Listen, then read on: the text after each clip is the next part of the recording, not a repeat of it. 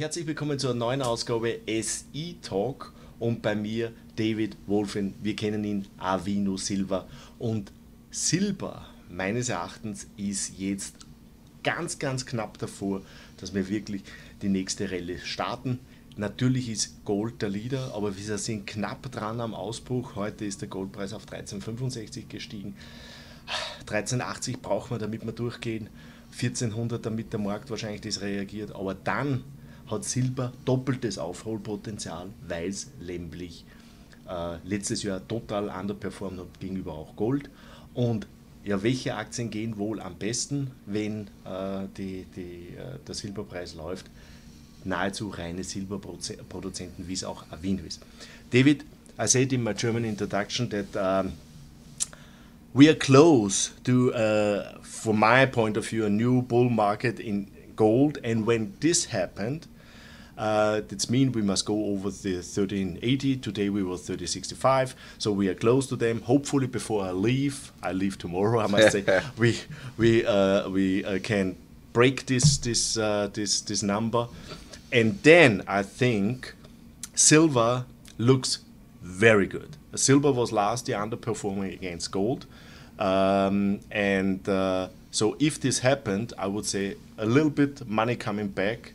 It's need not too much money that is coming back, and then silver looks much better than gold. And which company should should do it better than nearly pure silver producer? And you are a silver producer. You're doing great. You do a great job in the past. So, do you think also that we are now close to a new rally? Yeah. How's the sentiment in Vancouver looks like? Well, you went to the show and you showed me we looked at the lineup, so that tells the story. I mean, the people are coming back in droves, and you can see some of the junior producers are creeping up. I think a correction in the broader markets is due. So I think you'll see, the commodities do very well this year. I hope so. But this is one point that we have a positive sentiment. The other point is that you're doing well in the company itself. Absolutely. Our costs are been contained. We averaged, for the first 3 quarters last year, $10.34 all in sustaining. Our year-end numbers will come out in March, just before PDAC, but pretty consistent. We produced the same amount of metal year on year from 2016 to 2017, and we're in the final stages of completing a major expansion in the mill. So the mill will go from 1,500 tons per day to 2,500 tons per day starting in March. So maybe ready for the boom. Yeah, I think Avino is going to appreciate, our revenues will grow, our earnings will grow, and we're also drilling. So we're growing resources, geological resources, life of mine, replacing depletion that we produce about through the mill each year. I think about 800,000 tons. So we've replaced that. So a new resource estimate's coming out, and we're looking at the future, other expansions. Future other expansion. This also includes acquisition possible. The reason why I come into my mind is we saw, I think it was last week or 2 weeks ago, that First Majestic bought Premier. It looks like it's a consolidation starting in the sector. Well, we looked at that mine, but I mean, it's a great mine, but it was mired in debt and a stream, and so a bigger company like First Majestic could take that on. The market cap of Premier, I think, was only 20 or 30 million, but they ended up paying like 300 million because they had to pay off debt. Yeah. But it is a good mine. Yeah. Do you looking for other opportunities, or do you think what you have is good enough for the next? Well, we get shown opportunities all the time, but until we can't grow organically, why look outside of the company? So we have a few more expansions that we're looking at.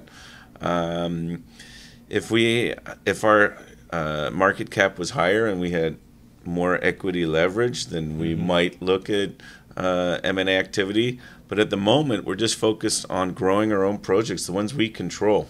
So that's mean also when you say when your market would be higher, that mean also that you think you're undervalued. Absolutely. Normally, I must say that was a great update. And but wait, just to give you context, if you look at what First Majestic just paid for one mine, over 300 million. Yes. If you look at what Coeur paid to buy Orco, which is directly beside us with no operating mine, 300 million. So a good operating mine is probably worth 200-300 million. Our market cap's 100 million. Yeah, and that's the point, I must say. It's really, you are undervalued, and it makes sense for me that your currency, the stock price, is too low, that you play with the stock price and make an acquisition with the stock price, then your stock is undervalued. Exactly. So we don't want to do it now until if we were overvalued, hence equity leverage, that would be a good time. Yeah, absolutely.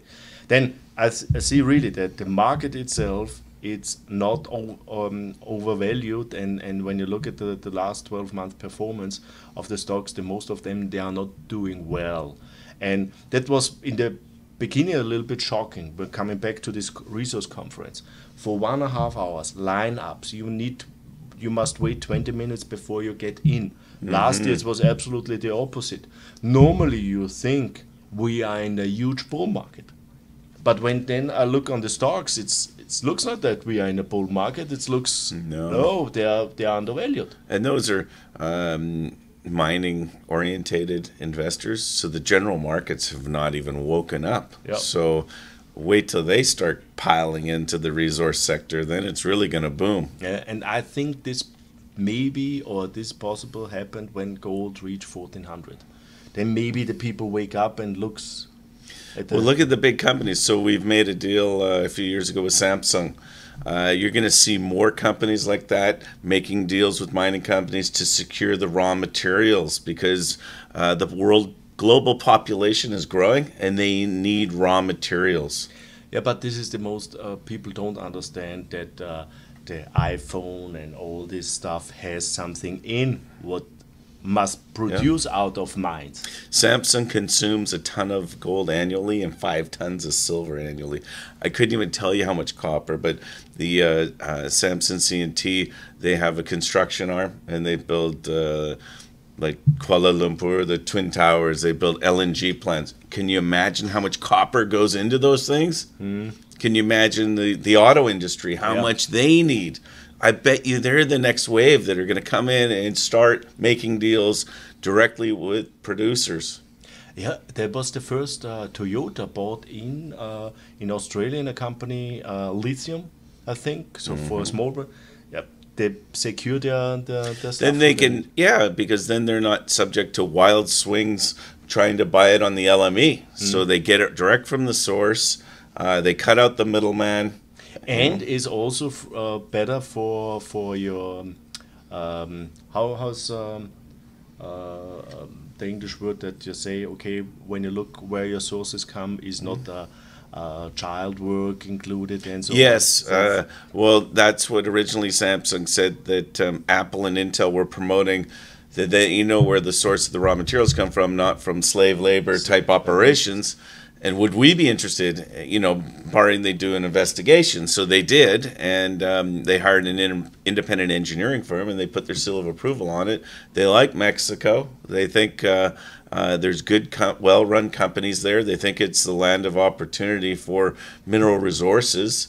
The beauty of Mexico is they've got mining in their blood for hundreds of years. So every village has someone that knows something about mining. So it's...